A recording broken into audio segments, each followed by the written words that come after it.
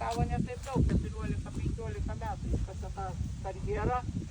Ir biškai mėgo vairuoti tokius sportinės mašinas ir šalia gyvendami mąstėm, kad reikia padaryti tą trasą. Tai va dabar iškasė, dabar saugė.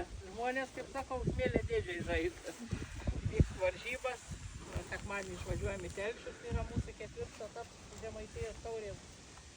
Ir taip va vyks varžybas. Na, kai varžybas vyks, tai labai daug aptarnaujančią turim personalą, ten maitinti, gaminam, tai va, kažką pagaminam ir jums šiandien. Margarita turi vieną tokią savybę, jinai sugeba vyrus valdyti, nes pavyzdžiui, jinai yra to klubo, automobilių klubo prezidentė. Kurioje vien vyrai, jo šeimoje vien vyrai 4.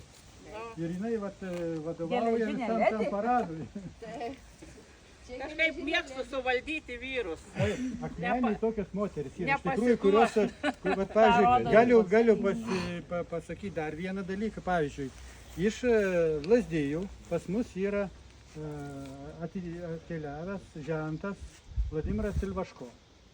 Jisai yra pasaulio ten krošinkariate čempionas, didžiulis čia treneris susipelnės.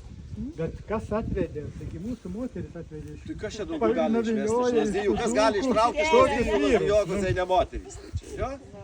O mes jau čia vietiniai visai, aš jau čia pat Nu, tai va. užaugusi. Matot, va giminaitė Vladimiru pasirodė. Tai gerai, ilgai nieką negaiždami, pasipliurksom prie stalo, kėdas. Išvirėm jums sriubos, bus košė, apie kurią papasakotam istoriją.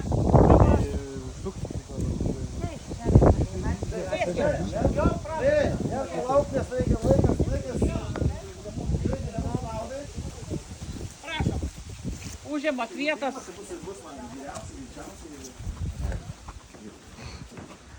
Yra vandenuką, va, gal norit kas atsigerti. Žinoma, kad nori. Jo, pilatės puodelį.